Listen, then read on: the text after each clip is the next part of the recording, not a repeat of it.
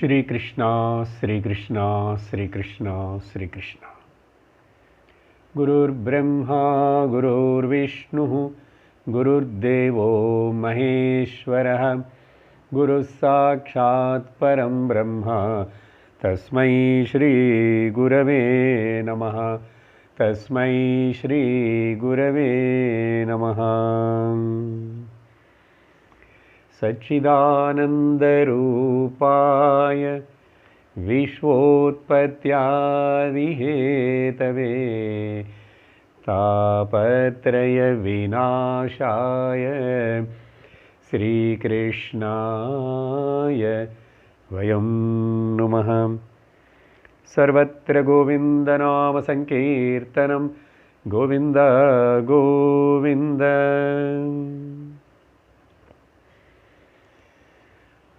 अरुणाचल शिव अरुणाचल शिव अरुणाचल शिव अरुणाचल शिव अरुणाचल शिव अरुणाचल अरुणाचल शिव अरुणाचल शिव अरुणाचल शिव अरुणाचल अरुणाचल शिव अरुणाचल शिव अरुणाचल शिव अरुणाचल अरुणाचल शिव अरुणाचल शिव अरुणाचल शिव अरुणाचल अरुणाचल शिव अरुणाचल शिव अरुणाचल शिव अरुणाचल शिव अरुणाचल शिव अरुणाचल अरुणाचल शिव अरुणाचल।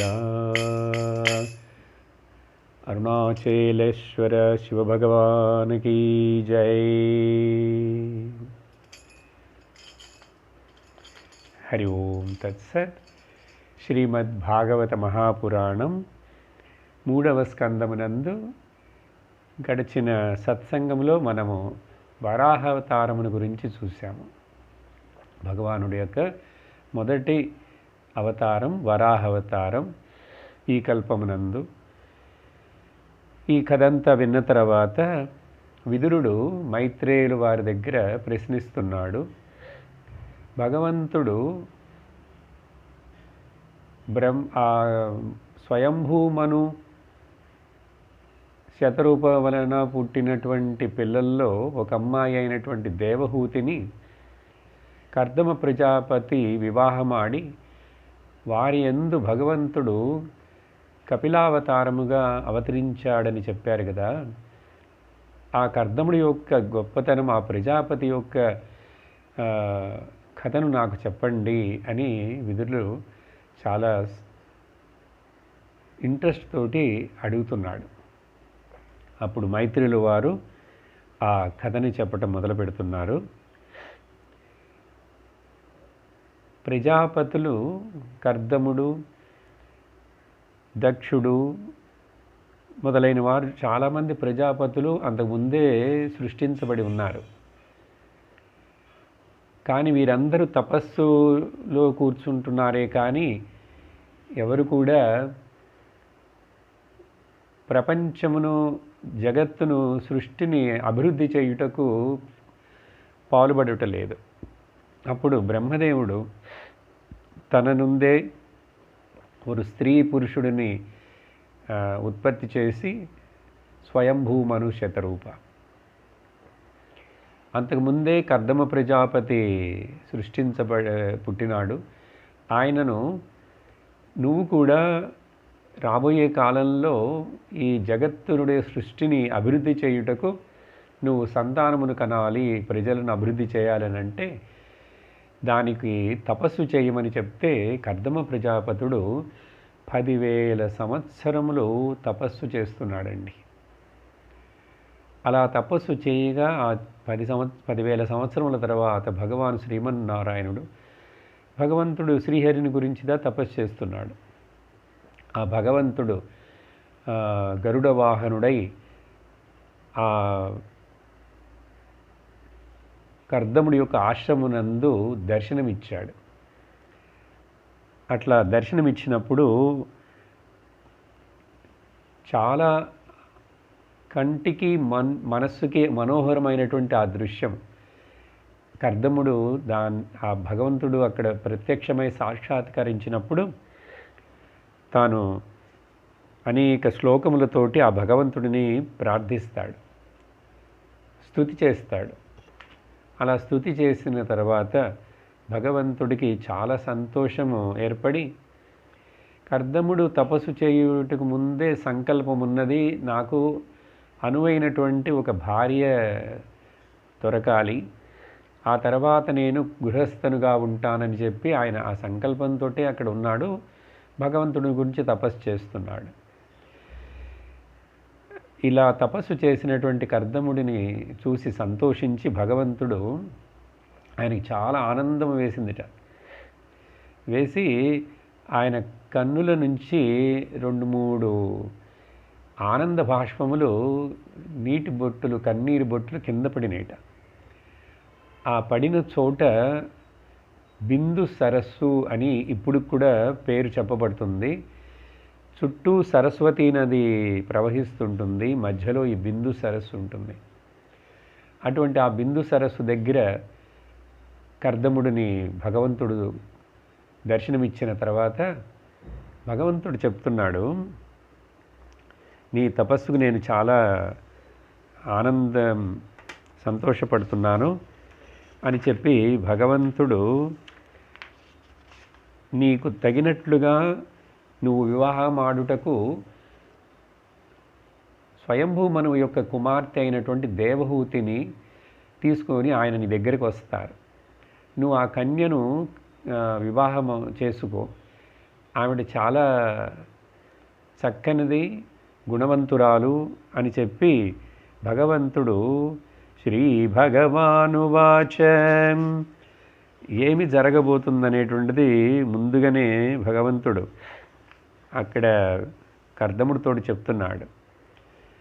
ఆ తర్వాత నువ్వు ఆ దేవహూతి మూలముగా 9 మంది ఆడపిల్లలను కంటావు. మీరిద్దరు ఆ ఆడపిల్లలు పుట్టిన తర్వాత నేను ఒక మగపిల్లవాడిగా నా యొక్క జ్ఞాన కళ అంశముతోటి అవతరిస్తాను. అవతరించి లోకములో నీ భార్య అయినటువంటి దేవహూతి నాకు తల్లి అవ్వబోతున్నది కదా,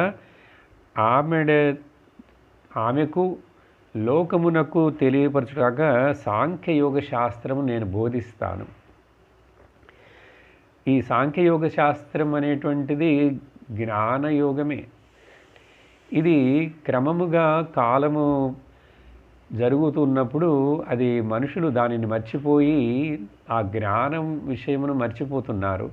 కాబట్టి నేను నా యొక్క ఆ అవతార కార్యమును ముగించుకొని నేను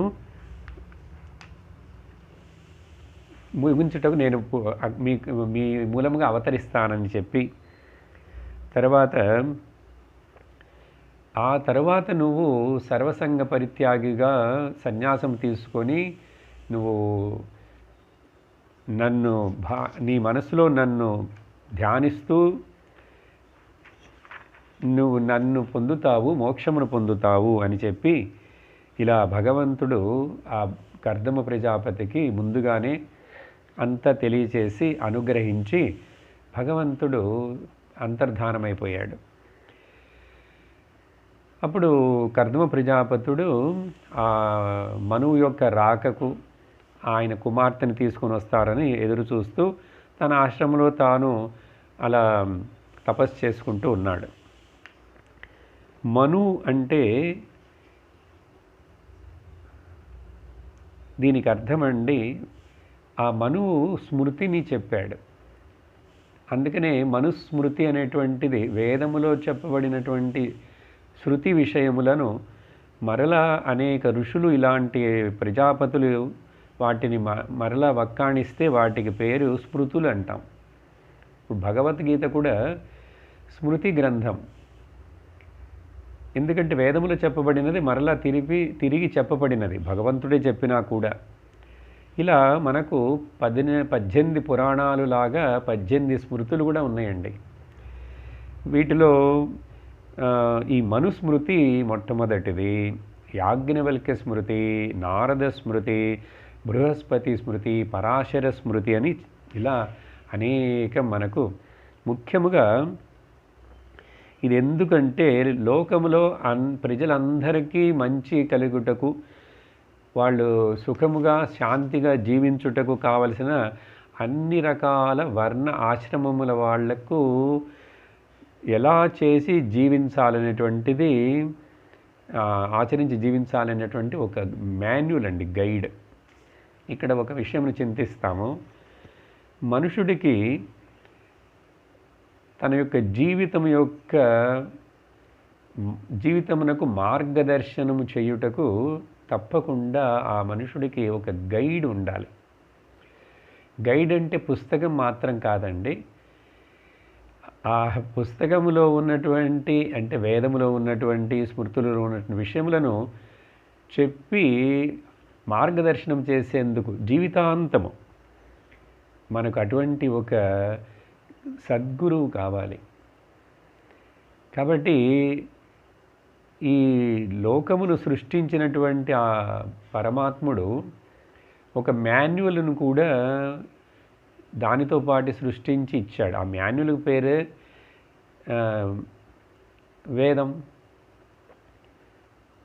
కానీ ఆ వేదమును ఇచ్చి అటువంటి the manufacturer of the world, జగత్ సృష్టికి కారణము కర్తగా ఉన్నటువంటి భగవంతుడు దీనిని చక్కగా ఉపయోగించుకోవాలి జాగ్రత్తగా అని చెప్పి, ఎలాగైతే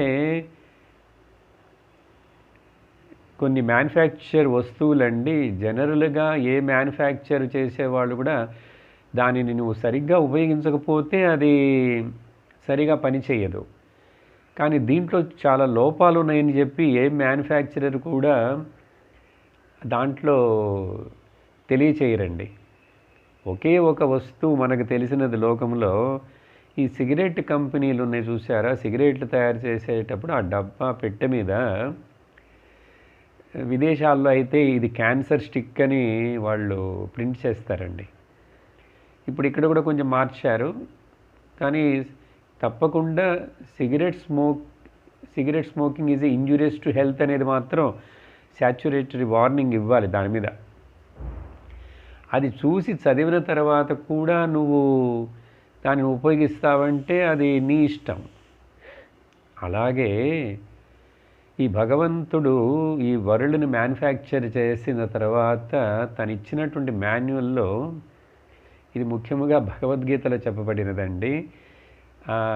మై డియర్ కస్టమర్స్ వినండి, ఇది నేను సృష్టించినటువంటి ప్రోడక్ట్ జగత్ వచ్చి దుఃఖాలయము అండ్ అశాశ్వతం.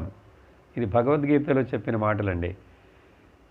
దుఃఖాలయం అశాశ్వతం అనిత్యమసుఖం లోకం. ఇది అనిత్యం, అసుఖం, దుఃఖాలయం. ఏంటి సార్ ఇన్ని లోటులు ఉన్నటువంటి ఇటువంటి సృష్టిని, ప్రోడక్ట్ని తయారు చేసి ఇచ్చాడు. అది అంతే. నువ్వు అప్పుడు ఈ లోకములోకి వచ్చి ఇక్కడ దుఃఖము పడాలని అనుకుంటే దుఃఖపడతావు, లేదు ఆనందముగా ఉండి నీ స్వరూపమును తెలుసుకొని నన్ను భజిస్తూ ఉంటే ఆనందముగా ఉంటావు. కాబట్టి చాయిస్ ఈజ్ యువర్స్. అందుకని ఇది దుఃఖాలయముగా ఉంది కాబట్టి జాగ్రత్తగా ఉండాలి.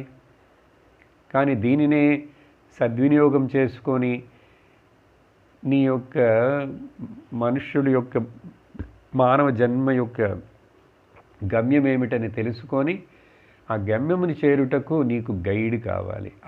అలా మనల్ని గైడ్ చేసేవాళ్ళేనండి లోకంలో ఆధ్యాత్మిక గురువులు.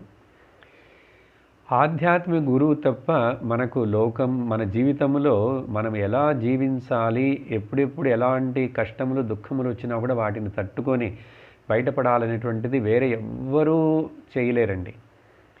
భార్య భర్తని అర్థం చేసుకోదు, భర్త భార్యను అర్థం చేసుకోడు, పిల్లలు తల్లిదండ్రులను అర్థం చేసుకోరు.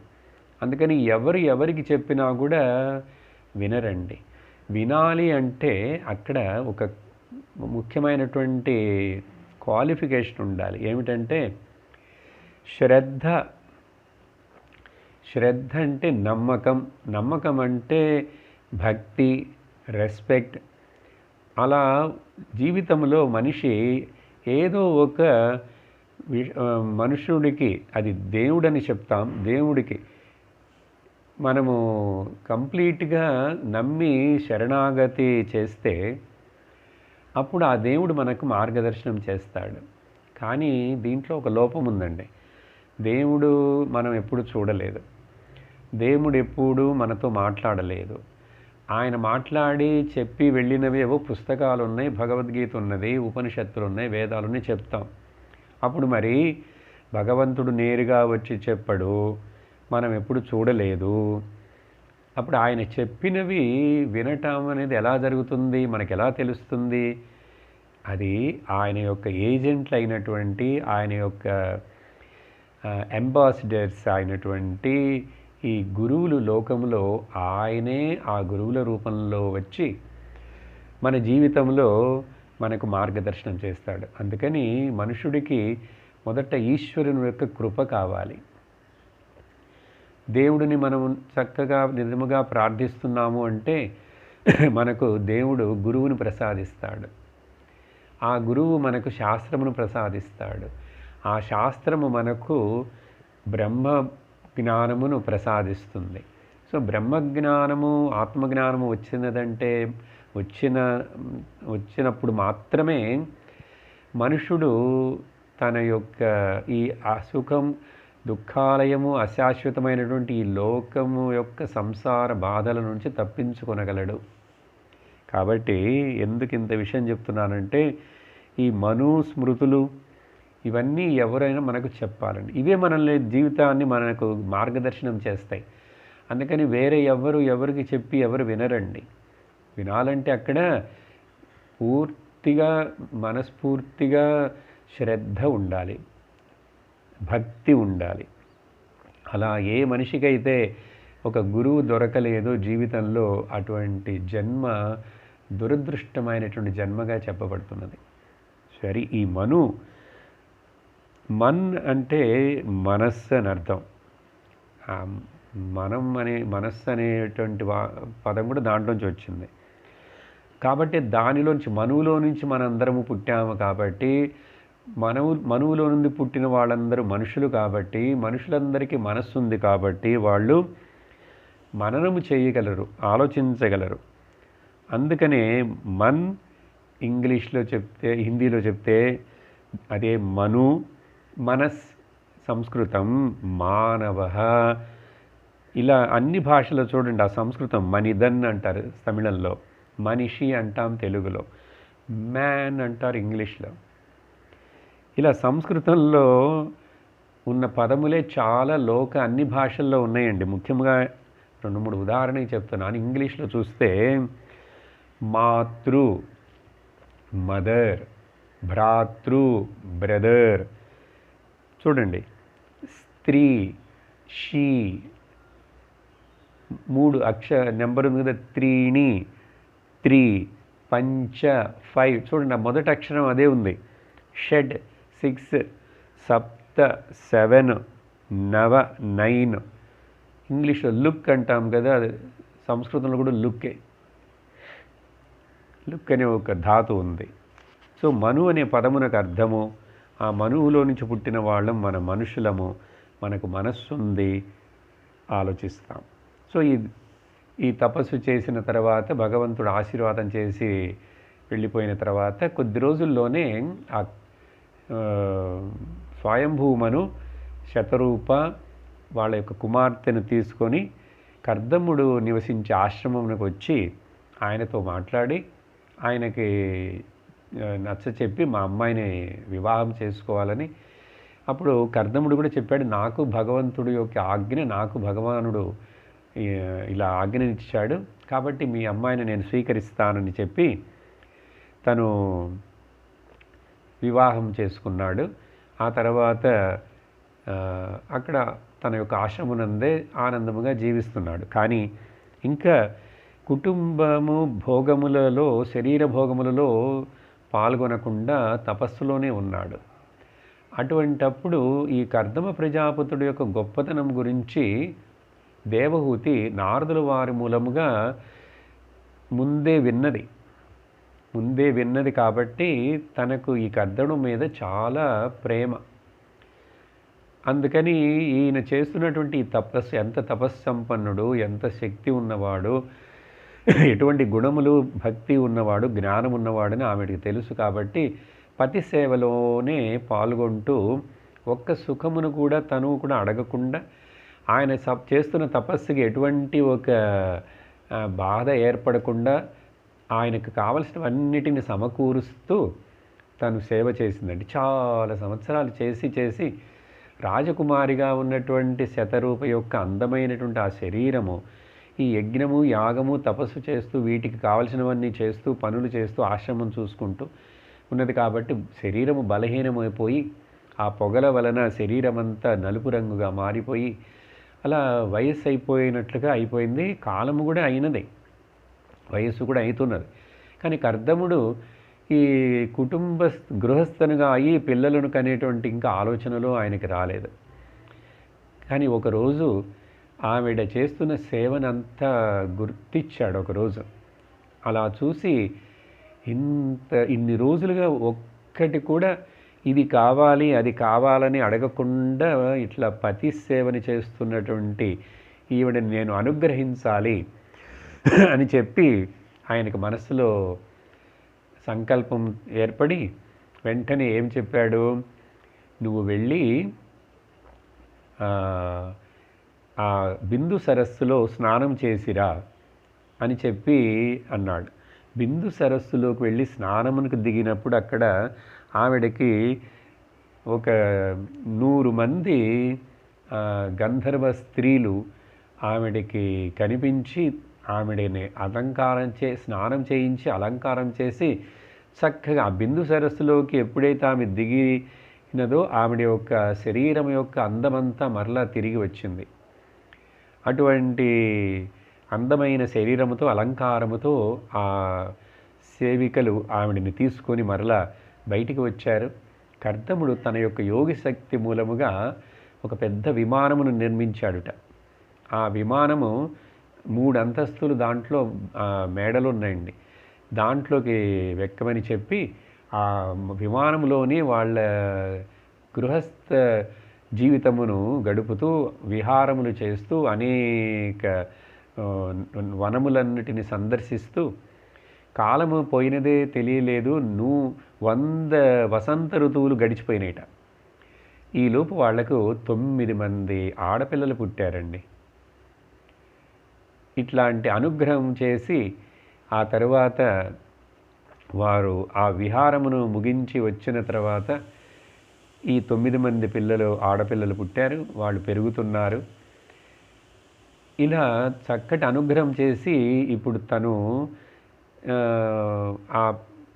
ఆ రోజు వివాహమునకు ఒప్పుకుండేటప్పుడే కర్దమ ప్రజాపతి చెప్పాడు, పిల్లలు పుట్టిన తర్వాత నేను పరివ్రాజకుడుగా వెళ్ళిపోతాను, నేను ఉండను, ఈ నియమమునకు ఒప్పుకుంటేనే మీ అమ్మాయిని నాకు ఇవ్వండి అని కూడా చెప్పాడు ఆ రోజే. ఇప్పుడు అలా ఆయనకు వెళ్ళిపోవాలని సంకల్పం వచ్చి అనుకుంటున్నప్పుడు అదే సమయంలో కరెక్ట్గా దేవహూతి వచ్చి భర్తగా నమస్కరించి, నాకు మనస్సులో ఇంకా ఒక కోరిక కలుగుతున్నది, ఒక మగపిల్లవాడు పుడితే బాగుంటుందని. మీరు ఇప్పుడు సన్యాసిగా పరివ్రాజకుడిగా వెళ్ళిపోతే వెళ్ళటానికి ముందు ఈ ఆడపిల్లలందరినీ సరి అయిన వాళ్ళకి ఇచ్చి వివాహములు చేసి ఆ తర్వాత నన్ను చూసుకొనుటకు నాకు రక్షణగా ఒక మగపిల్లవాడిని కూడా ఆ, ఇచ్చి వెళ్ళాలి. నా మనస్సులో నీలాంటి జ్ఞాని దగ్గర ఉంటున్నప్పుడు కూడా నా మనస్సులో ఎందుకో ఇలాంటి మరలా ఒక ఆ, కామం, ఒక తాపత్రయము, ఒక పిల్లవాడు కావాలని ఒక ఆశ కలుగుతున్నది అని చెప్పి తన యొక్క ఆశను తెలియజేస్తుంది. అప్పుడు జ్ఞాపకం వచ్చింది కర్దముడికి, అవునవును భగవానుడే చెప్పాడు కదా, ఆయన యొక్క కళా జ్ఞాన కళని తీసుకొని ఇంకా అవతారముగా మాకు పుట్టబోతున్నాడని చెప్పి జ్ఞాపకం వచ్చిన తర్వాత కర్దముడు, సరే భగవంతుడే ఇట్లా చెప్పున్నాడు, అందుకని నువ్వు ఇప్పుడు కొద్ది రోజులు వ్రతమును చెయ్యి, ఉపాసన చేయని చెప్పి ఆమెడికి చాలా వ్రతములు, పూజ, ఉపాసనలు చెప్పి అలా చేస్తున్నప్పుడు ఆ భగవంతుడు ఈయన యొక్క కర్దముడి యొక్క వీర్యశక్తిలో నుంచి దేవహూతి అమ్మ గర్భంలో ప్రవేశించి ఆవిర్భవించాడు. కపిలావతారము. ఇక్కడ ఒక చిన్న వేరే నిజముగా జరిగినటువంటి ఒక ఎపిసోడ్ చెప్తాను. కొన్ని శతాబ్దముల ముందు, ఎందుకు ఈ ఎపిసోడ్ అంటే భార్య సేవ, అలా చేసిన భార్యకి చక్కని ఫలం ఎలా లభిస్తుందనేటువంటిది. వాచస్పతి మిశ్ర అని ఒక మహాత్ముడు ఉన్నాడండి, కొన్ని శతాబ్దములకు ముందు. పెరియవారు చాలా వేదాంత గ్రంథములన్నిటికీ కూడా ఆయన భాష్యాలు, కామెంటరీస్ రాశాడు. అలా ఆయన అనేకటికి రాస్తున్నప్పుడు శంకరాచార్యుల వారి యొక్క ఈ బ్రహ్మసూత్ర భాష్యమునకు కూడా ఆయన వ్యాఖ్యానం రాశాడండి. ఇలా ఎప్పుడు వ్యాఖ్యానాలు రాయటంలోనే నిమగ్నుడై ఉన్నటువంటి ఆ వాచస్పతి మిశ్ర యొక్క భార్య ఇలాగే ఆయనకు ఒక్కరోజు కూడా ఏ ఇబ్బంది రాకుండా ఆయనకి సహకరిస్తూ, ఏమీ ఆయన దగ్గర నుంచి ఆశించకుండా పతి సేవ చేస్తూ, పతి ఏమీ చేయాలనుకుంటాడో దానికి అనుగుణముగా జీవిస్తూ ఉన్నటువంటి ఒక భార్యామణి. ఆ రోజుల్లో దీపము నూనె పోసి ఒత్తి పెట్టి దీపం వెలిగించే కదండి పనులన్నీ జరిగేవి. ఆయన అలా ఆ దీపమును ముందు కూర్చొని రాస్తూ ఉండేవాడు రాత్రి పగలు. ఆ దీపం ఒకరోజు ఇట్లా ఒత్తి తగ్గిపోయి అది నూనెలో మునిగిపోతున్నప్పుడు ఆ భార్య వచ్చి దానిని సరిచేసి మరలా నిలుచోబెట్టి నూనె పోసినప్పుడు ఈయనకి సడన్గా ఎందుకో ఇలా తల ఎత్తి ఆవిడ ముఖమును చూశాడు. చూసి ఆమెను అడుగుతున్నాడు, ఎవరమ్మా నువ్వు అని. అంటే చూడండి, భార్య అనే ఆమె ఉన్నదని ఇదేది కూడా ఆయనకి గుర్తు లేదు, జ్ఞాపకం లేదు. అంత నిమగ్నుడై పుస్తకాలు రాయటం కాదండి, అది తపస్సు. అటువంటి తపస్సులో, వ్యాఖ్యానం అనే తపస్సులో ఉన్నాడు. ఆయనకి అప్పుడు ఏమీ గుర్తు లేదు. నువ్వెవరని అడుగుతున్నాడు. అడిగితే ఆవిడప్పుడు చిన్న గొంతుతోటి చెప్తుంది, నేను మీ భార్యను అని చెప్తే ఈయనకి అప్పుడు జ్ఞాపకం వచ్చి చాలా ఆశ్చర్యపోయినాడట. అలా ఉంటాడండి ఎవడైనా లోకంలో భర్త అని చెప్పి మనందరికీ అనిపిస్తుంది. మరి అప్పుడు భార్య మాత్రం అలా ఉండొచ్చా? ఇలా భార్య ఉన్నది కూడా గుర్తులేనటువంటి భర్త దగ్గర ఆవిడ వదిలిపోయిందా ఏమిటి? జీవించి అక్కడే ఉండి సేవ చేస్తున్నది. అప్పుడు ఈయనకి చాలా ఆనందం వేసి, కరుణ కలిగి, నువ్వు ఇంతటి సేవని చేస్తూ ఉన్నావు, ఒక్కరోజు కూడా నువ్వు ఏమీ అడగలేదు, ఒక మాట కూడా మాట్లాడలేదు, ఇంత తపస్సు శక్తి ఉన్నటువంటి నువ్వు ఎంత గొప్పదానివి అని చెప్పి, నీ పేరు ఈ లోకంలో శాశ్వతముగా అనేక సంవత్సరములు ఉండేట్లుగా నేను ఏం చేస్తానంటే ఈ బ్రహ్మసూత్ర భాష్యమునకు నేను నీ పేరు పెడుతున్నాను అని చెప్పి, భామతి ఆవిడ పేరండి, భామతి అని పేరు పెట్టి ఆయన రాశారు. అది ఇప్పుడు కూడా అవైలబుల్గా ఉంది. వాచస్పతి మిశ్రా గారి భామతి బ్రహ్మసూత్రమునకు వ్యాఖ్యానం చూడండి. అలాగే దేవహూతికి అనుగ్రహం చేసి కర్దమ ప్రజాపతి ఇప్పుడు భగవంతుడి యొక్క అవతారము రావుటకు ఎదురు చూస్తున్నాడు. అలా ఒకరోజు చక్కటి ముహూర్తములో ఆ భగవంతుడు దేవహూతి గర్భములో ప్రవేశించి ఆ తర్వాత వాళ్ళకి మగపిల్లవాడుగా పుట్టాడు. అలా అవతరించిన తర్వాత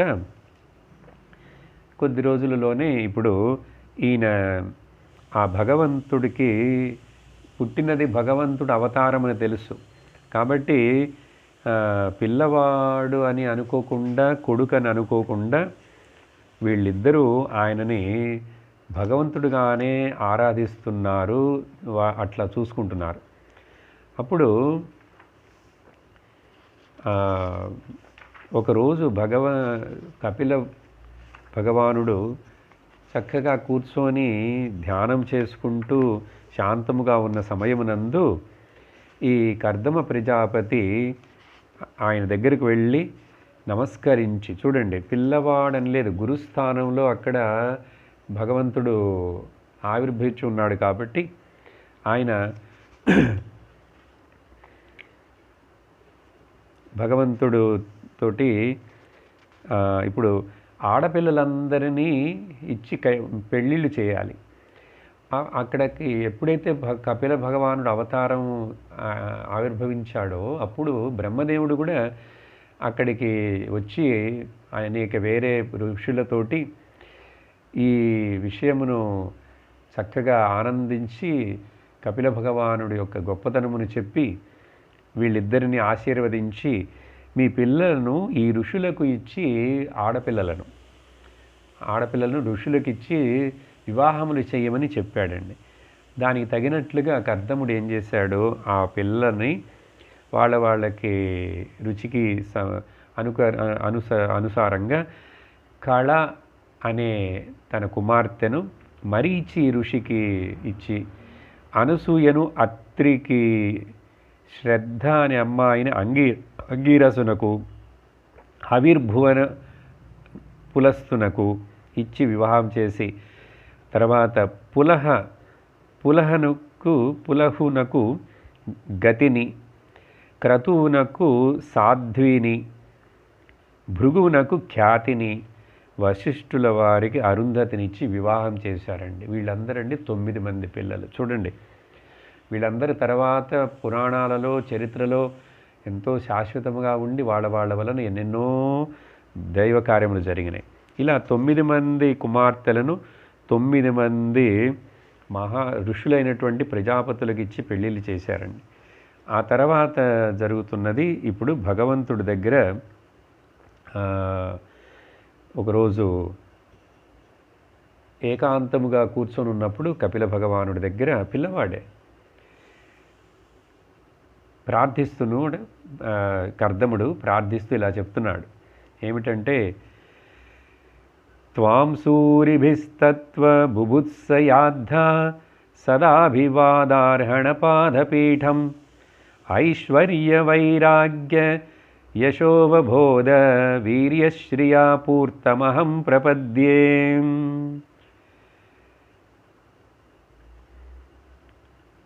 నిన్ను నేను శరణు వేడుకుంటున్నాను అని చెప్పి నమస్కారం చేస్తూ ఏం చెప్తున్నాడు,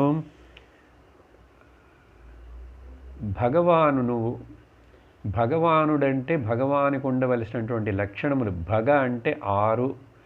ఈ 6 ఉన్నవాడు ఎవరో వాడు భగవానుడండి. అతను ఇక్కడ విష్ణు పురాణంలో పరాశరుల వారిచే చెప్పబడిన ఒక శ్లోకం ఉందండి. భగ ఎక్కడ వచ్చింది ఈ పదము, దాని యొక్క అర్థం, భగః అస్య అస్తి ఇది భగవాన్. భగ అనేది ఏంటి చెప్తాం ముందు. ఈ 6 భగాస్ అంటారు. ఇవి ఎవరికి ఉన్నాయో అతడు భగవానుడు. ఐశ్వర్యస్య సమగ్రస్య వీర్యస్య యశస్య శ్రియః జ్ఞానవైరాగ్యయోశ్చైవ షణ్ణాం భగ ఇతీరణాం. ఈ 6 ఉన్న ఆయనను భగవంతుడని పిలువబడతాడు. ఏమిటి? సమగ్రమైనటువంటి ఐశ్వర్యం అంటే పూర్ణమైనటువంటి ఐశ్వర్యము, పూర్ణమైనటువంటి వీర్యము, యశస్సు, శ్రియ, అప్పుడు జ్ఞానము వైరాగ్యము కూడా మొత్తము కలిసి 6 అండి. ఈ 6నే భగాస్ అంటారు. ఈ 6 ఉన్నటువంటి ఆ మనిషి ఎవరో అతడు భగవానుడు ఇతీరణ అని చెప్పి, సో ఆ భగవంతుడిని యొక్క లక్షణములను చెప్పి అటువంటి నీకు నేను నమస్కరిస్తున్నాను అని చెప్పి, తర్వాత పరం ప్రధానం పురుషం మహాంతం కాలం కవిం త్రివృతం లోకపాలం ఆత్మానుభూత్యానుగత ప్రపంచం స్వచ్ఛంద శక్తిం కపిలం ప్రపద్యే. కపిల అనే నామంతో అవతరించినటువంటి నువ్వు ప్రకృతికి అతీతుడవు, నీవు జగత్తునకు ఉపాదానము కారణము, నిమిత్త కారణము కూడా నువ్వే, అధ్యక్షుడవు నువ్వే, మహత్తత్వము మొదలైనటువంటి ఈ ప్రకృతి తత్వములన్నిటినీ పుట్టించుటకు కారణము నువ్వే, కాలమునకు నువ్వే పురుషుడవు, 3 గుణములు మాయలో ఏవైతే కనపడుతున్నాయో అవన్నీ, ఇంద్రాది లోకపాలకులు, ఇవన్నీ కూడా నీ రూపాలే. నువ్వు సర్వజ్ఞుడవు, ప్రకృతి నీ యొక్క మాయలో జరుగుతున్నటువంటి అన్నిటినీ సాక్షిగా దర్శించేవాడువు నువ్వు. కాబట్టి ఇంత బ్రహ్మాండము మొత్తంలో నువ్వు వ్యాపించున్నావు, శక్తులన్నీ నీ వశంలో ఉన్నాయి. అటువంటి ఓ కపిల భగవానుడా నీకు నేను నమస్కరిస్తున్నాను అని చెప్పి ఇలా కొన్ని శ్లోకములు చెప్తూ కర్దమ ముని ఆ భగవంతుడిని ప్రార్థిస్తాడండి. ప్రార్థించినప్పుడు కపిల భగవానుడు, ఈ కపిల భగవానుడు ఎలా ఉంటుంది ఆయన రూపం అనేటువంటిది ఇక్కడ చెప్పలేదు. కాంచీపురమునకు చెందినటువంటి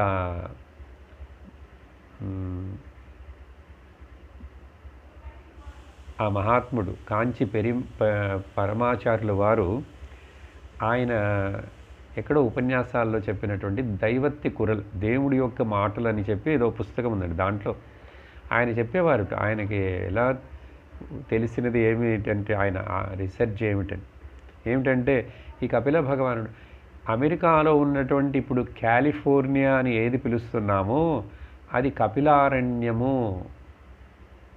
ఎందుకంటే కపిలుడు ఆ తరువాత చివరిలో చూడబోతాం, ఆయన సముద్రంలో వెళ్ళిపోయి అలా సముద్ర దేవత వరుణదేవుడు స్థానం ఇవ్వగా అవతలి ఒడ్డుకి ఎటో వెళ్ళిపోయాడు. అంటే ఏ ద్వీపనుకో, ఆ రోజుల్లో ప్రపంచమంతా ఒకటేగా ఉంది కదండి, మొత్తం కూడా ఒకే ప్రపంచం, ఒకే రాజ్యముగా ఉంది. కాబట్టి ఈ కపిల మహాముని యొక్క కొంచెం రూపము కూడా ఆ రాగి రంగులో ఉండే జుట్టు, నీలము కలర్లో ఉండేటువంటి కళ్ళు, చక్కటి తెలుపైనటువంటి శరీరము. కాబట్టి ఆ చిహ్నాలన్నీ కూడా కొంచెం ఫారెన్ లుక్ ఉండేదిట కపిల మహామునికి. ఆయన చెప్పేవారు కపిలారణ్యం. అలాగే చాలా విషయాలు ఆ చుట్టూ ఉన్నటువంటివి కూడా, దీనికి సంబంధించినవన్నీ కూడా ఎన్నో ఆయన చెప్పారు. ఆ మహాత్ముడు ఆయన దూరదృష్టి ఉన్నవాడు, కంచి పరమాచార్యుల వారు. కాబట్టి భగవానుడు శ్రీ భగవానువాచ 5 శ్లోకములండి. చక్కగా మొదట సింపుల్గా తత్వమును, ఎందుకంటే ఆయన వచ్చినదే ఈ తత్వమును బోధించుటకు కదా. భగవానుడు ఏం చెప్తున్నాడు, మయా ప్రోక్తం హి లోకస్య ప్రమాణం సత్యలౌకికే అధాజని మయా తుభ్యం యదవోచమృతం మునే. లోకములో ఈ వైదిక కర్మలు ఇలా అనేకము వేదములో నేను చెప్పినవి ప్రమాణము. నీకు నేను పుత్రుడినై పుడతానని వాగ్దానం చేశాను, ఆ సత్యమును నెరవేర్చుటకు నేను జన్మించాను చెప్పి వెంటనే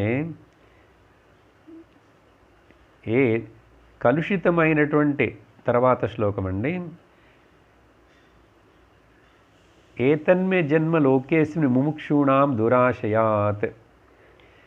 ఇది మనస్సు అనేటువంటిది ఎప్పుడు కూడా కలుషితమైనటువంటిది. ఎందుకంటే కలుషితం అంటే గుణములతోటి కూడినటువంటిది. గుణముల యొక్క ప్రవృత్తికి తగినట్లుగా సత్వరజస్తమో గుణములు కలుషితమైన ఈ అంతఃకరణంలో ఏమిటి, అంతఃకరణంలో ఎవరున్నారు, లింగ దేహమని అనుకుంటూ జీవుడని బంధించబడి ఉన్నాడు.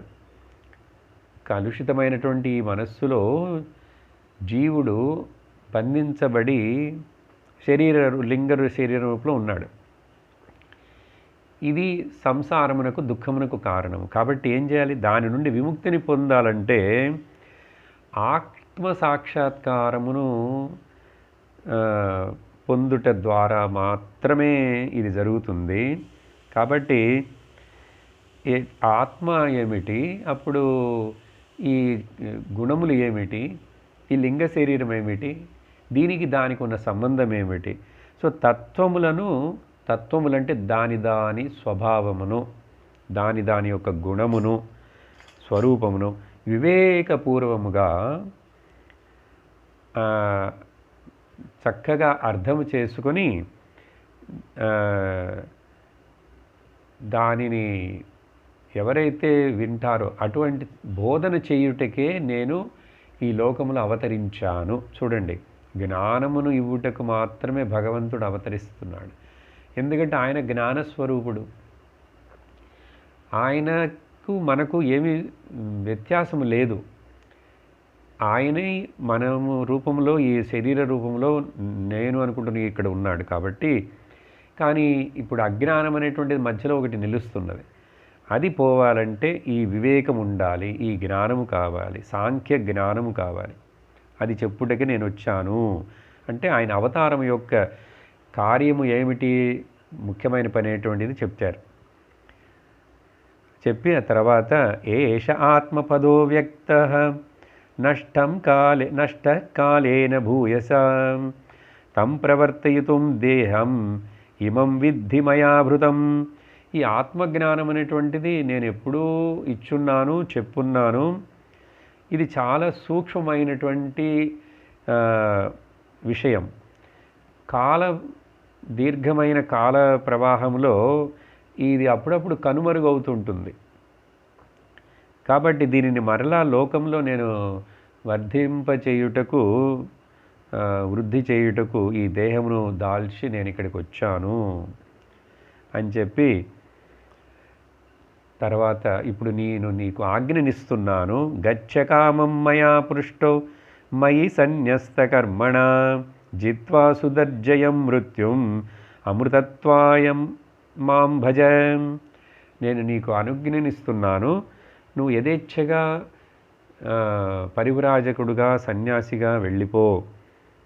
మృత్యువును జయించేటువంటి మోక్షమును పొందుట చాలా కష్టం. కానీ నువ్వేం చేస్తావంటే ఆ కర్మలన్నిటినీ నాకు అర్పించి, సన్యాసిగా వెళ్ళిన తర్వాత ఇంకేం కర్మలు ఉంటాయండి? సన్యాసికి వెళ్ళిన తర్వాత కూడా ఈ శరీరం చేస్తున్న కర్మలు, శరీరమును పోషించుటకు చేసే కర్మలు ఉన్నాయి కదా. ఇది ఏమిటంటే మనందరికీ ఒక సూచన. మనము గృహస్థులముగా ఉండి కూడా కర్మలు చేయాల్సి వస్తున్నది కదా. ఈ కర్మలనన్నిటినీ భగవంతుడు అంటాడు, నాకు అర్పించి చేశావంటే నువ్వు మృత్యువును జయించవచ్చు. చూడండి, వేరే ఈ మృత్యువును జయించి మోక్షమును పొందుట అనేటువంటిది చాలా కష్టం. 7వ అధ్యాయంలో భగవద్గీతలో కూడా ఈ మాటే చెప్తున్నాడు కదా. దైవీ ఏషా గుణమయీ మమ మాయా దురత్యయ. నా మాయను జయించాలని, నా మాయను అర్థం చేసుకోవాలని ప్రయత్నించకు. నువ్వేం చేస్తావంటే మామే వయే ప్రపద్యంతే, నువ్వు నా దగ్గరికి రా, నాకు శరణవు. మాయామేతాం తరందితే, నా మాయ నిన్ను ఏమి పట్టుకోదు, ఏమి చేయదు, నిన్ను నేను దాటిస్తాను, నువ్వు దాటిపోతావు. అదే చెప్తున్నారు ఇక్కడ మాయను దాటడం. సో కర్మలను నాకు అర్పించి నువ్వు చేస్తే మృత్యువును జయించవచ్చు. అది అట్లా, అందుకని నువ్వు అట్లా చేస్తూ నన్నే మనసులో పెట్టుకొని మమాత్మానం స్వయం జ్యోతి సర్వభూత గుహాశయం ఆత్మన్యేవాత్మనా వీక్ష్య విశోకో భయమృచ్ఛసి. ఇవి చాలా ముఖ్యమైన శ్లోకాలండి. మనకి ఈ ఉపదేశాలే కావాలి. కథ చెప్పాం, 100 సంవత్సరాలు వాళ్ళు అనుభవించారు, భార్యాభర్తలుగా ఉన్నారు, 9 మంది పిల్లలు పుట్టారు, ఇవన్నీ మామూలే కదా. ఇక్కడ ఏమి తెలుసుకోవాలంటే చూడండి, పిల్లలు పుట్టడానికి ముందు తపస్సు చేశాడు కర్దముడు. చాలామంది అంతే. ఇదేమిటంటే మనకు ఇది పాఠం. పిల్లలు కనాలని అనుకునేటువంటి ప్రతి దంపతులు కూడా తపస్సుగా భావించి భగవంతుడిని ప్రార్థించి భగవంతుడిని ఆహ్వానించి, భగవంతుడా నీ యొక్క అంశమే మా మూలముగా మరొక శరీరముగా పుట్టబోతున్నది, కాబట్టి నువ్వు వాటినన్నిటిని సరిగ్గా అట్లా ప్రార్థిస్తూ తపస్సు చేసి పిల్లలను కనాలటండి. స్వామి వివేకానందుల వారు ఆయన ఉపన్యాసాల్లో చెప్పేవారుట ఏమిటంటే, if the child is not born out of the prayers and penance of the parents, that child is become a burden on the earth. ఏ తల్లిదండ్రుల నుండి పిల్లవాడు తపస్సు మూలముగా పుట్టకుండా కేవలము కామభోగముతోటే అనుకోకుండా యాక్సిడెంటల్గా అట్లా పుట్టిన ఆ మనుషుడు పిల్లవాడు భూమి మీద భారం అవుతాడు. ఇది చూడండి, ఆయన విదేశాలలోని ఈ మాటలు ఇంగ్లీష్లో ఇట్లా చెప్పేవారు. కాబట్టి ఇప్పుడు ఇక మీద పెళ్ళిళ్ళు చేసుకోపోయే పిల్లలు దంపతులందరూ కూడా ఇవన్నీ తెలుసుకోవాలి. కాబట్టి తపస్సు ఇది వేద సంతతిని పుట్టించుటకు మనము ఇద్దరము ఇట్లా చేరాము. కాబట్టి మన మూలముగా ఆ భగవంతుడు తన యొక్క వేద సంతతిని ప్రజలను ఉత్పత్తి చేయుటకు మనల్ని అనుగ్రహించుగాక అని అడగాలి కదా. ఇక్కడ భగవంతుడు 100 సంవత్సరాలు పిల్లలు పుట్టారు, 100 సంవత్సరాలు అనుభవించాడు, ఇప్పుడు అన్నిటినీ వదిలేసేయి. ఈయనకి ఇంత యోగశక్తి ఉంది, విమానాన్ని సృష్టించాడు, అష్టసిద్ధులు ఉన్నాయండి. అవన్నీ ఉన్నా కూడా అవన్నీ మాయా ప్రపంచం కిందనే వస్తాయి. కాబట్టి ఈ ప్రపంచం సంసారంలో నుండి ముక్తి ఏర్పడాలంటే మనుషుడు ఆత్మజ్ఞానమునకు ప్రయత్నించాలి, సర్వమును త్యాగము చేయాలి, ఏ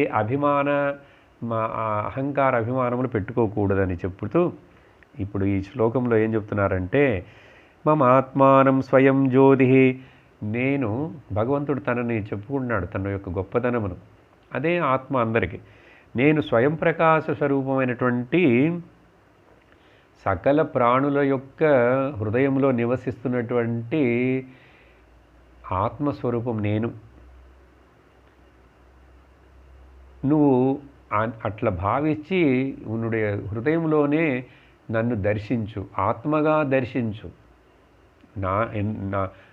నన్నుగా అంటే ఈ రూపంలో పుట్టిన పిల్లవాడని కాదు, ఆత్మరూపముగా దర్శించు. అలా దర్శించితే నీకు అన్ని దుఃఖాలు తొలగిపోయి అభయస్థానమైనటువంటి మోక్షము లభించును. చూడండి, ఇది చేయటం వలన అభయస్థానము. కాబట్టి చెప్పి నువ్వు ఏమీ భయపడకుండా, అమ్మను గురించి ఆలోచించకుండా, అమ్మకు నేను తత్వోపదేశం చేసి ఆమెకు కూడా జ్ఞానం వచ్చేట్లు చేస్తాను, అందుకని నువ్వు బయలుదేరి సన్యాసిగా లోకంలో అవధూతగా సంచారం చెయ్యి అని చెప్పి వెళ్ళిపోమని చెప్తారు. ఆజ్ఞనిచ్చారు, అనుమతినిచ్చాడు కపిల భగవానుడు. అప్పుడు ఇది విన్న తర్వాత కర్దమ ప్రజాపతి చాలా సంతోషం పొంది ఆయనకు చుట్టూ తిరిగి ప్రదక్షిణం చేసి నమస్కారం చేసి, చూడండి పిల్లవాడని ఇట్లాంటి జ్ఞానమును దేవకి వసుదేవులు, యశోద నందగోపులు పొందలేదండి. అక్కడ భగవంతుడు సాక్షాత్తుగా అవతరించి 125 సంవత్సరాలు అక్కడ వాళ్ళతో కలిసి ఉన్నా కూడా ఇలా అడిగి తెలుసుకోలేదు. వాళ్ళకి వేరే విధముగా వాళ్ళకు ఉపదేశాలు నారదులు వారు చేయాల్సి వచ్చింది. కాబట్టి ఇక్కడ డిఫరెంట్గా ఉంది ఈయన విషయంలో. ఆ ప్రజాపతి కర్దముడు ఏం చేశాడు, తన ఆశ్రమను సంసారం యొక్క ఆసక్తిని అన్నిటిని వదిలేసి చక్కగా మౌనవ్రతమును స్వీకరించి ఈ లోకము భూమి మీద ఏకాకిగా సంచరించి తను ఆ తరువాత సంచరించి ఏమవుతుంది చూడండి. ఇవన్నీ మైత్రులు వారు చెప్తున్నారు. మనో బ్రహ్మణియుం జానః యత్తత్ సదసత పరం గుణావభాసో విగుణ ఏకభక్త్యానుభావితే. కార్యకారణాలకు అతీతముగా ఉన్నటువంటి పరబ్రహ్మను స్వయముగా తన హృదయంలో దర్శించి ఆ పరబ్రహ్మ అన్నిటి అందు వ్యాపించున్నాడని మనసును ఏకాగ్రము చేసి, అంటే ఇంకా వేరే ఇంకొక ఆలోచన చింతన లేదండి. ఆ శరీరం ఏమిటో ప్రారంధమును తగినట్లుగా ఎంతకాలం ఉంటే అంతకాలం ఉంటుంది, కానీ మనస్సు ఆత్మచింతనలో అలా సంచరించాడు అని చెప్పి ఆ తర్వాత వాసుదేవే భగవతి, ఇక్కడ ఒక శ్లోకమునందండి, ఎటువంటి స్థితి అప్పుడు ఆ జ్ఞానికి, ఆ పరివ్రాజకుడుగా అవధూతగా సంచరించేటువంటి ఈ కర్దముడికి, తర్వాత శ్లోకములో సముద్రం ఎట్లాగైతే గంభీరముగా ప్రసన్నముగా ఉండునో, అలలు లేకుండా మధ్యలో సద్దుమణిగిన సముద్రములాగా అలా ప్రశాంతముగా గంభీరుడై ఉన్నాడుట కర్దముడు. కారణం ఏమిటంటే జ్ఞానం వలన, జ్ఞాననిష్ట వలన. ఇలాంటి అర్థంతో కూడినటువంటి శ్లోకమే భగవద్గీతలో ఈ స్థితప్రజ్ఞుడి యొక్క లక్షణములన్నిటిని వర్ణించిన తర్వాత the man of study wisdom ఎట్లా ఉంటాడు, నాట్ స్టడీ ఆసన అండి, స్టడీ విజ్డమ్. అక్కడ భగవంతుడు చెప్పాడు, ఆపూర్యమాణమచల ప్రతిష్టం సముద్రమాప ప్రవిశంతి యద్వత్ తద్వత్కామాయం ప్రవిశంతి సర్వే న శాంతిమాప్నోతి న కామకామీ. అన్ని కామనలు, ఏ ఆశలు, మమకారాలు, బంధాలు ఏమీ లేకుండా నిశ్చలముగా ఉన్నాడు. అటువంటి నిశ్చలమైనటువంటి సముద్రంలో వేరే ఎన్ని నీళ్ళు వచ్చి చేరుతున్నా కూడా సముద్రానికి భారము కాదు, పెద్దది కాదు, చిన్నది కాదు, అట్లాగే ఉంటుంది. ఇలా ఎవరి మనసులో అయితే అన్ని ఆశలను, డిజైర్స్ని వదిలేస్తారో వాళ్ళు తప్ప ఆశపడేవాడు ఎప్పుడు కూడా శాంతిని, మోక్షమును సశాంతిమాప్నోతి నా కామకామి. మనసులో అనేక కోరికలు పెట్టుకున్న వాడికి శాంతి లభించదండి. అందుకని అలా అయిపోయినాడట కర్దముడు. గమనించాలి, ప్రతి మనిషికి ఇటువంటి జ్ఞాన మార్గము, సన్యాస మార్గము తప్పనిసరి. ఇన్ని సంవత్సరాలు కుటుంబంలో ఉన్నాం, గృహస్థులుగా ఉన్నాం. అందుకనే కదా బ్రహ్మచర్య, గృహస్థ, తర్వాత వానప్రస్థం అని ఒకటి చెప్పారు. ఆ వానప్రస్థ ఆశ్రమమును అనుకరించుట మొదలు పెట్టాలి మొదట ఇంట్లో ఉన్నప్పుడే. ఆ తర్వాత ఎక్కడికి వెళ్ళక్కర్లేదు, మన ఇంట్లో మనమే సన్యాసులుగా జీవిస్తాం. తర్వాత శ్లోకంలో వాసుదేవే భగవతి సర్వజ్ఞే ప్రత్యేగాత్మని పరేణ భక్తిభావేన లబ్ధాత్మా ముక్తబంధన. ఎందుకు ఈ శ్లోకాలు చదువుతున్నానంటే వీటిలోనే సారాంశము, వేదాంతము, జ్ఞాన విషయం అంతా చెప్పబడినది. ఆ తర్వాత ఇటువంటి జ్ఞానము వచ్చినటువంటి ఈ కర్దముడు సర్వజ్ఞుడు, ప్రత్యేగాత్మస్వరూపుడైనటువంటి ఆ వాసుదేవ భగవానుడి ఆయన మీద చక్కటి భక్తిభావముతో, భక్తిభావం అంటే ఏంటంటే భగవంతుడు తప్ప మరొక వస్తువు ఏమీ కూడా లేదు. వేదాంత భాషలో చెప్తే బ్రహ్మము తప్ప మరొక వస్తువు ఏది కూడా లేదు అనే స్థిరముగా ఈ ఆలోచన బుద్ధిలో నిలిచి ఉండటం వస్తే ఆ కర్దముడికి అట్లా వచ్చిందిట. వచ్చిన తర్వాత సంసార బంధము తొలగి జీవన్ముక్తుడైనాడు. అదిదా ముఖ్యం, ముక్త బంధన. కాబట్టి బంధం అనేటువంటిది చచ్చిపోయిన తర్వాత ఈ శరీరం వదిలేస్తే అవుతుంది, లేకపోతే నేను వేరే లోకానికి వెళతాను, ఇలా ఊహించకూడదండి. అలాంటివి చెప్పలేదు శాస్త్రము, వేదాంతము, భగవంతుడి ఉపదేశాలన్నీ కూడా ఇక్కడ ఈ దేహంలో ఉన్నప్పుడే, ఇప్పుడే, ఇక్కడ ఎక్కడున్నావో అక్కడే ఇప్పుడే ఈ జ్ఞానమును పొందు, దానికి ప్రయత్నించు, నీ దుఃఖము అన్నీ పోతాయి. మనస్సు నీకు తొందర చేయదు. మనస్సు ఒక ఎసెట్గా ఉంటుంది కానీ లయబిలిటీగా ఉండదు. దీనికి కూడా భగవద్గీతలో చెప్పిన ఒక శ్లోకమును జ్ఞాపకం చేస్తానండి. అక్కడ చూడండి, భక్తి జ్ఞానము రెండు కలిసే ఉంటాయి ఎప్పుడు అనేది తెలుసుకోవాలి. అందుకనే ఈ విషయాలను నేను కొంచెం పదంతో చెప్తున్నా. బ్రహ్మభూత ప్రసన్నాత్మా న శోచతి న కాంక్షతి సమస్సర్వేషు భూతేషు మద్భక్తిం లభతే పరాం. ఈ బ్రహ్మభూతను బ్రహ్మమే అన్నిటిలోనూ ఉన్నది, నాలోనూ ఉన్నది, అక్కడ ఉన్నది బ్రహ్మం తప్ప మరొకటి లేదని తెలుసుకున్నటువంటి వాడు, అంటే జ్ఞానం వచ్చిన వాడు. ఆ తర్వాత సమస్సర్వేషు భూతేషు, అన్ని జీవరాశుల యందును అందరి మీదను సమభావంతో ప్రేమభావంతో ఉంటాడు. సమస్సర్వేషు భూతేషు, అది ఎవరికి అటువంటి భావన వస్తుందో ఆ జ్ఞానము మూలముగా వాడే పరాభక్తిని పొందినవాడు. చూడండి, పరాభక్తి యొక్క అర్థం జ్ఞానము. జ్ఞానము యొక్క పెనల్టిమేట్ కల్మినేషను భక్తి. రెండు ఉండాలి, ఆ రెండు కలిసిపోతాయి. యమున, గంగా, సరస్వతి లాగా అన్నీ కలిసిపోతాయి. అప్పుడు జీవన్ముక్తి. మద్భక్తిం లభతే పరాం మద్భక్తిం లభతే అని కృష్ణుడు భగవద్గీతలో కూడా చెప్పారు. చెప్పి తర్వాత ఒక శ్లోకము, ఇవన్నీ మైత్రేయులు వారు చెప్తున్నారండి. ఆత్మానం సర్వభూతేషు భగవంతమవస్థితం అపశ్యత్ సర్వభూతాని భగవత్స్యపి చాత్మని. ఇది ముఖ్యమైన మరొక శ్లోకం అండి. ఇదే సమస్సర్వేషు భూతేషు అని చెప్పటంలో అర్థం ఏమిటంటే, అందరూ భగవానులో ఉన్నారు, అందరి యందు ఆ భగవానుడే ఉన్నాడు. అప్పుడు ఏమైంది? భగవంతుడు తప్ప మరొకటి లేదని అయిపోయిందిగా అర్థం.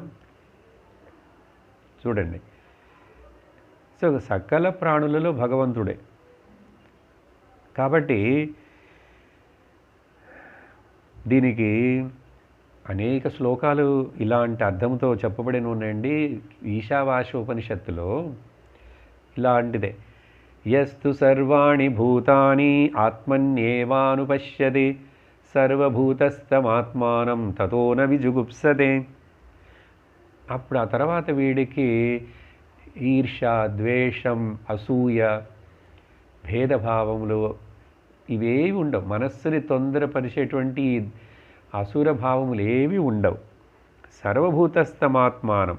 భగవద్గీతలో మరొక శ్లోకము కూడా, సర్వభూతస్థమాత్మానం సర్వభూతాని చాత్మని ఈక్షతే యోగయుక్తాత్మా సర్వత్ర సమదర్శనః. సర్వభూతములు తనయందున్నట్లుగాను సర్వభూతములయందు తాను ఉన్నట్లుగాను, రెండు ఒకటే ఎటు చెప్పిన.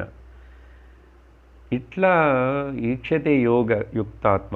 ఆ యోగయుక్తుడు, జ్ఞానము పొందినవాడు, భక్తి శుద్ధమైనటువంటి భక్తి మనవాడు ఇట్లా దర్శిస్తాడుట. ఏమిటి ఆయన యొక్క దర్శనం? సర్వత్ర సమదర్శనం, సార్వాత్మ్య భావం అని చెప్పి ఈ అధ్యాయం ముగిసినదండి. తర్వాత అద పంచవింశోధ్యాయ.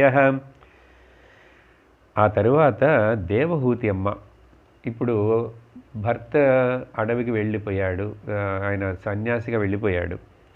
ఇప్పుడు దేవహూతికి వైరాగ్యం వచ్చినది, వయస్సు అయినది.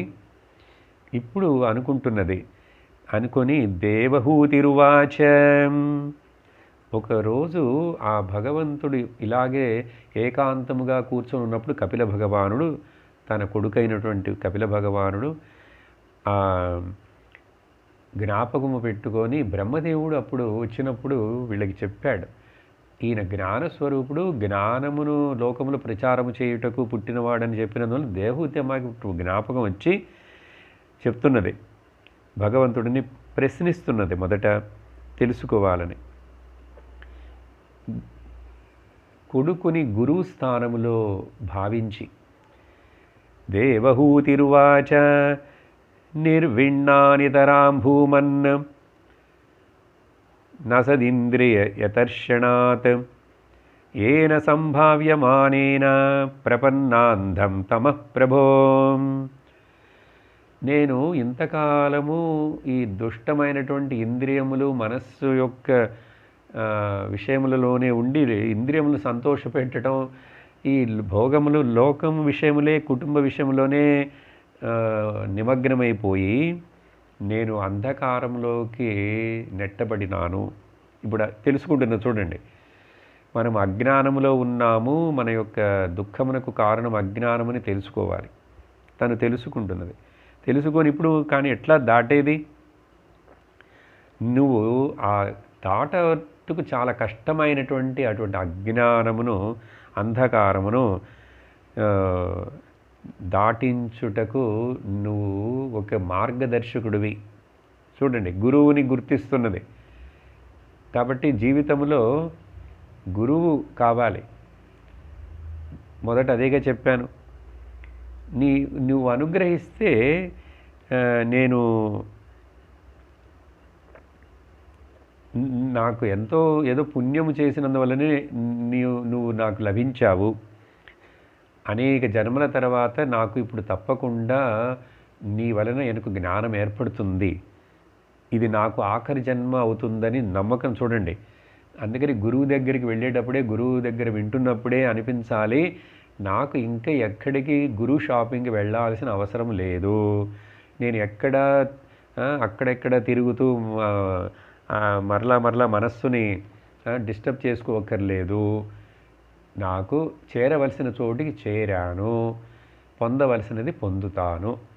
ఆ నమ్మకం అండి. దీనికి పేరే శ్రద్ధ అంటారు. ఇప్పుడు బొంబాయి వెళ్ళేటువంటి ట్రైన్ కోసం రైల్వే స్టేషన్లో వెయిట్ చేస్తున్నాం. వచ్చి స్టేషన్కి 2 గంటలైంది మనం. ఆ తర్వాత ట్రైన్ కూడా లేటు అని చెప్పి అన్నాడు. ఎక్కడి నుంచో వచ్చి అటు వెళ్తుంది అది. అప్పుడు ఎదురు చూస్తాం. ఆ బండి వచ్చేంత వరకు, దానిలో ఎక్కేంత వరకు చూడండి మనం టెన్షన్గానే ఉంటాం. ఇంకా సామాను, పిల్లలు, భార్య ఉన్నారంటే ఒక్కడు కాదు, ఎట్లా ఉంటుంది. మాటికి మనం గడియారం చూసుకుంటుంటాం, అనౌన్స్మెంట్ వింటుంటాం, అన్ని గంటలు. కానీ ఆ ట్రైన్ వచ్చి దాంట్లో ఎక్కి మన సీట్లో మనం కూర్చున్నామంటే అబ్బా, ఎందుకంటే ఇంకా బొంబాయి వెళ్ళిపోయినట్లే. ట్రైన్లో కూర్చున్నాం కదా. అది తర్వాత కొంచెం లేటుగా వెళుతుందా, ఎట్లా వెళుతుందో. ఇంకా ఆ తర్వాత ఏమిటి, ఆనందంగా ట్రైన్లో ఒక్కొక్క మనం తెచ్చిన ప్యాకెట్లని విప్పదీసి పెరుగన్నాలు, పులిహోదరలు ఇవన్నీ కాకుండా మధ్యలో వచ్చేవన్నీ కొనుక్కొని తినడం, travelling, happy. So life is a journey. అట్లాగా ఈ సాధకుడికి నేను గురువు దగ్గరికి వచ్చాను, కూర్చోవలసిన ట్రైన్లో కూర్చున్నాను. ఇంకా నేను చింతించవలసిన, బాధపడవలసినది, దుఃఖించటకు పనే లేదు. నాకు మోక్షం వచ్చేస్తుంది ఈ జన్మలోనే. అలా చెప్తున్న చూడండి. తను ఇంకా ఆయన ఉపదేశం చేయలేదు. నమ్మకం. తనకు కూడా చక్కటి అంత వైరాగ్యం వచ్చింది ఇప్పుడు. సో గురువు యొక్క అవసరం. కాబట్టి గురువు ఏ కులమునికి చెందినవాడా, పిల్లవాడా, ఆడపిల్ల, పెద్దదా, చిన్నదా, ఇవేమీ ఉండవండి. నాకు ఉపదేశం చేసి నన్ను తరింపజేస్తే చాలు. కాబట్టి ఎవరైతే ఆత్మోపదేశము మాత్రమే చేస్తూ, ఆత్మ విషయమే, తత్వ విషయం మాత్రమే మాట్లాడుతూ మనకి జీవితంలో మార్గదర్శనం చేస్తారో వాళ్ళేనండి నిజమైన గురువులు మనకు ఉపయోగపడేది. మిగతా వాళ్ళందరూ చాలామంది ఉండొచ్చు, పూజలు చేయమని చెప్పేవాళ్ళు, కర్మలు చేయమని చెప్పేవాళ్ళు, ప్రాయశ్చిత్త పరిహార కర్మలు చేసుకోండి, వాటికి వీటికి దోషాలు ఉన్నాయని చెప్పేవాళ్ళు, ఇవన్నీ ఉండొచ్చు చాలామంది. కానీ వాళ్ళు మనల్ని గట్టెక్కించలేరు. ఇది బాగా తెలుసుకోవాలండి. ఇది తెలుసుకున్న రోజున మనకు అటువంటి గురువు నాకు కావాలి, అటువంటి గురువు దగ్గరే నేను పోయి చేరాలని ప్రార్థించాలి, భగవంతుడిని ప్రార్థిస్తే. అందుకని ఈ జ్ఞానం ఇదంతా నాకు అర్థం కాదండి. ఆత్మ, తత్వం, బ్రహ్మం అంటే ఐ కాంట్ అండర్స్టాండ్ అని చెప్పకూడదు. ఐ కాంట్ అండర్స్టాండ్, నాకు అర్థం కావట్లేదు చెప్పచ్చు. అర్థం కావటం లేదనే చెప్పేటువంటిది ఒక ఎక్స్క్యూజా? అర్థం కావటం లేదంటే అర్థం చేసుటకు ప్రయత్నించాలి. ఇంకా కావటం లేదంటే భగవంతుడి దగ్గర, మీ ఇంట్లో ఉన్నటువంటి ఆ దేవుడి ముందు కూర్చొని తల బాదుకోండి. భగవంతుడా నాకు అర్థమయ్యేట్లు చెయ్యి అని చెప్పి భగవంతుడి దగ్గర వాపోండి. అది అడగమే. నాకు డబ్బులు కావాలి, నాకు ఉద్యోగాలు కావాలి, నాకు ఆరోగ్యం కావాలి, వీటన్నిటి కోసం ఏడుస్తాం. ఎప్పుడైతే హృదయంలో నుంచి తీవ్రముగా ఆ భగవంతుడి దగ్గర మనం రిక్వెస్ట్ చేస్తామో, ప్రార్థిస్తామో, నాకు ఇది అర్థమయ్యేట్లుగా చెయ్యి. ఎందుకంటే ఇది అర్థము చేసుకుంటే తప్ప, స్వరూప జ్ఞానము తత్వజ్ఞానమును అర్థము చేసుకుంటే తప్ప నాకు ఈ దుఃఖములో నుంచి, సంసారంలో నుంచి విడుదల లేదు అని నేను తెలుసుకున్నాను. అలా తెలుసుకున్నవాడే కదా ఇలా ప్రార్థిస్తాడు. అలా చెప్పి, సో ఈ దేహం మీద నాకు నేను నాదని అభిమానము ఇవన్నీ ఏర్పడుటకు కారణము భగవంతుడి మీద చెప్తున్నది. నువ్వే కదా.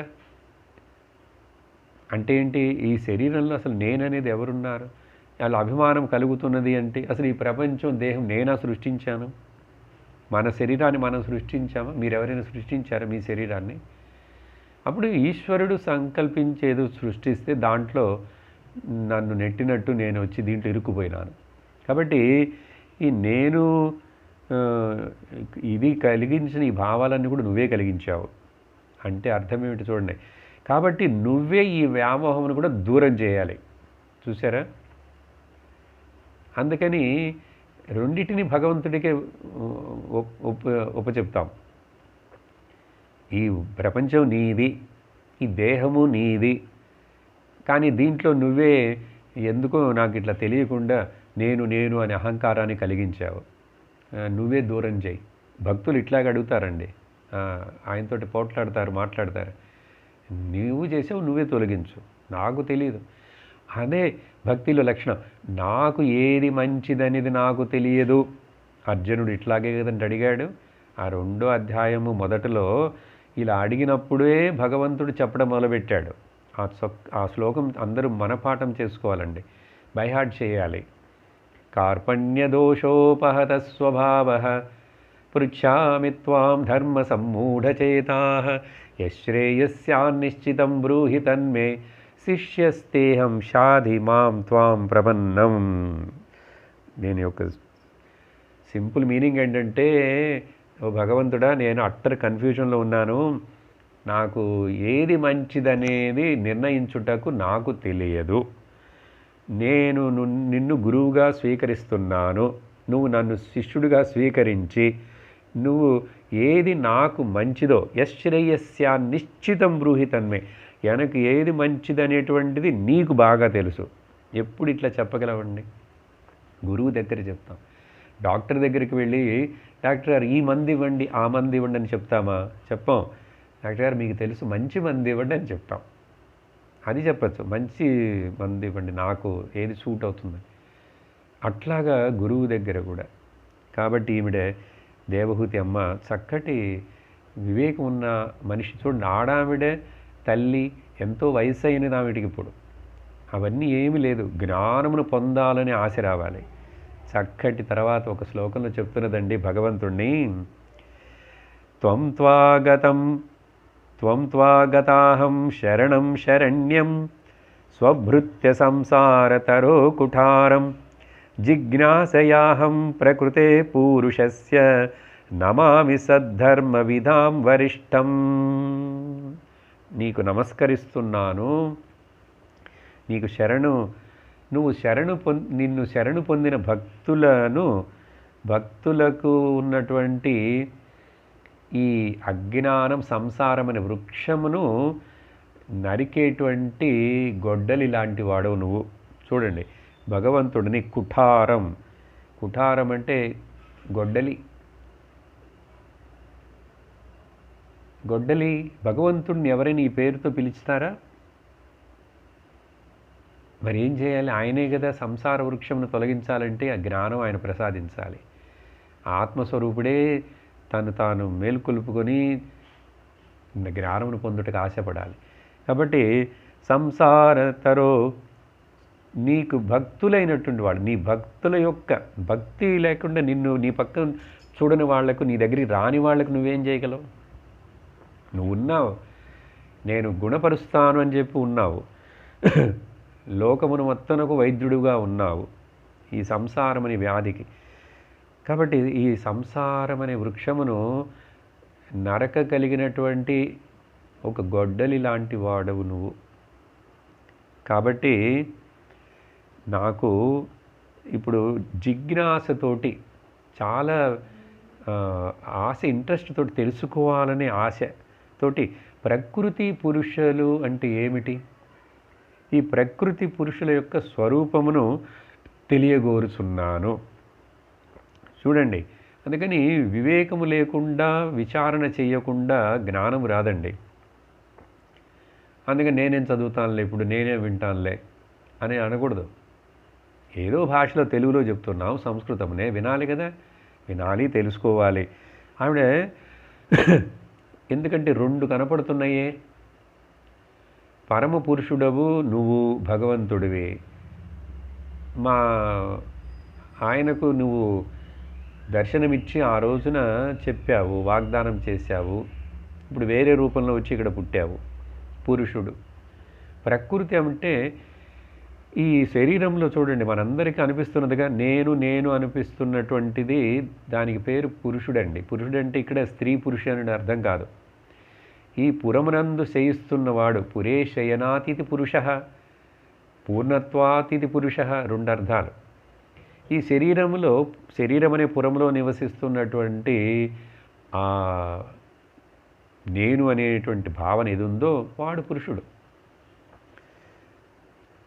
ఇంకొక పక్కన చూస్తే మరి ఈ దేహము ఇన్ని కష్టాలతోటి వీటితోటి మాంసపిండముగా ఇది ఒకటి ఇక్కడ కనబడుతున్నది. సో ప్రకృతి, ఈ రెండు ఎట్లా, వీటి సంబంధం ఏమిటి? ఒకటేమో మారుతూనే ఉన్నది, ఇంకోటి మారామే ఉన్నది. ఈ నేను అనేది మారటం లేదుగా. నేనే పిల్లవాడిగా ఉన్నాను, నేనే అப்புறம் టీనేజ్గా ఉన్నాను, నేనే ఇప్పుడు మధ్య వయసులో ఉన్నాను, నేనే ఇప్పుడు వయస్సు అయి ఉన్నాను. నేను ఉన్నాను, వయస్సు అయినది ఎవరికి? శరీరమునకు. బాల్యావస్థ వచ్చిపోయినది ఎవరికి? శరీరమునకు. వ్యాధి వచ్చిపోయినది ఎవరికి? శరీరమునకు. కాబట్టి ఈ స్త్రీ పురుషుల, ప్రకృతి పురుషుల యొక్క స్వరూపం ఏమిటి తెలియగోరుచున్నాను నేను. కాబట్టి నువ్వు ఈ మోక్షము పొందాలంటే ఈ విషయమును, ఈ విచారణకు పేరే తత్వ విచారం అండి. అది నీవు నాకు బోధించు, నీకు నేను నమస్కరిస్తున్నాను అని చెప్పి ఆవిడ చక్కగా శరణాగతి అయిందండి. అది ముఖ్యం. ఇప్పుడు ఈరోజు కథ ఇక్కడితోటి నిలుపుతాము.